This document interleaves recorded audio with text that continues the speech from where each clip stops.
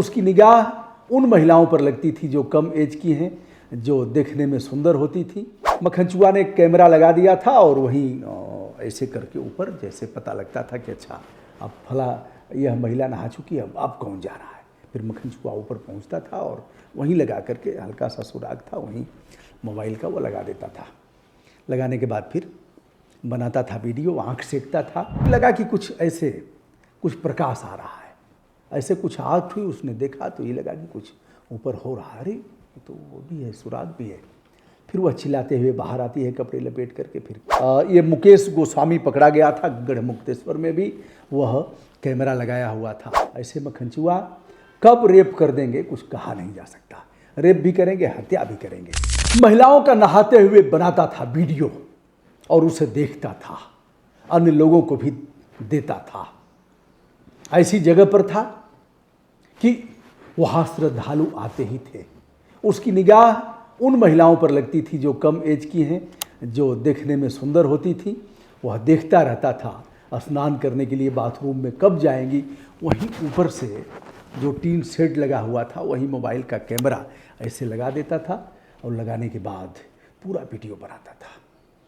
Mobile को flight mode में कर देता था कि कोई घंटी न आए, जिससे कि ध्यानाकर्षण उनका न हो। ऐसा मामला आपने गाजियाबाद में भी देखा और ये मुकेश गोस्वामी पकड़ा गया था गढ़मुक्तेश्वर में भी, वह कैमरा लगाया हुआ था उन महिलाओं जो स्नानागार था उनके बाथरूम में। पकड़ा गया, भगा बहुत दिन, गिरफ्तारी हुई, चालान की गई। अब हम आपको ले चलते हैं अयोध्या में। और अयोध्या में जहाँ श्रद्धालु सबसे अधिक आते हैं श्री राम जन्मभूमि अयोध्या, भगवान राम का दर्शन करने के लिए, उस अयोध्या में आज ही के दिन यानी शुक्रवार को सुबह 6 बजे श्री राम मंदिर गेट नंबर 3 के सामने राजा गेस्ट हाउस है। राजा गेस्ट हाउस में एक मक्खनचुआ रहता है जिसका नाम है सौरभ, और वह मूल रूप से बहराइच का बताया जाता है, कुक का काम करता है, भोजन बनाता है। इस राजा गेस्ट हाउस का कोई लाइसेंस नहीं है। अयोध्या जैसी जगह पर जितना लूटा जा सके उतना लूटेंगे। अपरंपार लूट है यह, लूट काशी में भी है, लूट अयोध्या में भी है। ऐसे धार्मिक स्थलों पर यह लूट मनमाना की जाती है, कोई रोक टोक नहीं। होटल वाला चाहे जितना ले ले, कोई अंकुश नहीं है प्रशासन का। आप शिकार होते रहिए। और प्रयागराज में तो हद हो गई साहब, किस तरह से लूट हुई है। और हम ज़्यादा कुछ बोलेंगे तो 10 गाली सुनेंगे, हमारी आदत भी है। और वह गरियाए बिना बाकी नहीं रहेंगे। ऑटो वालों ने लूटा, मोटरसाइकिल वालों ने लूटा, दुकान वालों ने लूटा। अरे भैया, जब 70-80 लाख की दुकानें आवंटित करोगे तो क्या करेंगे वह? भजमन राम चरण सुखदाई ऐसा गाना नहीं न गाएंगे, जय ही चरणन से सुख करने के लिए, ऐसे नहीं न कहेंगे। मंगलम भगवान विष्णु नहीं कहेंगे, वो तो यानी हाउ उसको निकालेंगे। तो इस तरह से लूट प्रशासन और शासन ने कराया। भले ही योगी जी से लेकर के मोदी जी इस बात की नाल बढ़ाएं कि इतना आमदनी हमारी कुंभ मेला से हुई है। करते रहिए आमदनी, आम जन का गला घोंट करके ही ना आमदनी करेंगे। और कौन सा उपाय करेंगे, कौन सा उपाय है? आइए साहब, मक्खनचुआ ने कैमरा लगा दिया था और वहीं ऐसे करके ऊपर जैसे पता लगता था कि अच्छा अब फला यह महिला नहा चुकी है, अब कौन जा रहा है। फिर मक्खनचुआ ऊपर पहुंचता था और वहीं लगा करके हल्का सा सुराग था वहीं मोबाइल का वो लगा देता था। लगाने के बाद फिर बनाता था वीडियो, आँख सेकता था। और फिर ऐसे मक्खनचुआ खूंखार हो रहे हैं। ऐसे मक्खनचुआ कब रेप कर देंगे कुछ कहा नहीं जा सकता। रेप भी करेंगे, हत्या भी करेंगे, क्योंकि अब मानसिक रूप से बीमार हैं और इनके इलाज की ज़रूरत है। बहुत से मित्रों ने कहा कि इनका बंध्याकरण कर देना चाहिए।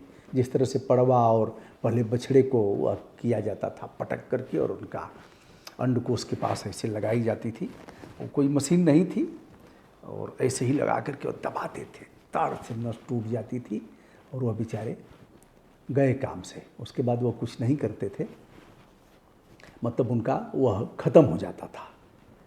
अब क्या था कि मक्खनचुआ ऐसे ही किया। फिर अब एक महिला जो 28-30 साल की लड़की कोई बताई जाती है, उसने देखा कि कुछ ऐसे कुछ आवाज़ आ रही है या कुछ खटर पटर हो रहा है क्या ऊपर।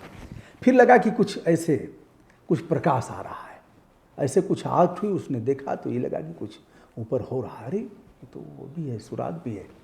फिर वह चिल्लाते हुए बाहर आती है कपड़े लपेट करके, फिर कहती है, तब तक अन्य जो यात्री हैं वो भी निकल जाते हैं। मक्खनचूहा वहाँ से भागने का प्रयास करता है, लेकिन लोग पकड़ करके, थोड़ा बहुत कुट्टम कुट्टा तो हुआ ही होगा, मक्खनचूहा भी थोड़ा शरीर वरीर से ठीक ठाक है।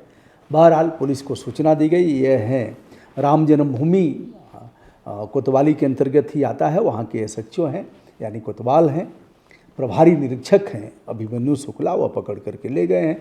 पुलिस के हवाले से ऐसा बताया जाता है, जैसा कि अभी तक जानकारी मिली है, कि दसियों वीडियो उसके मोबाइल से बरामद हुए हैं।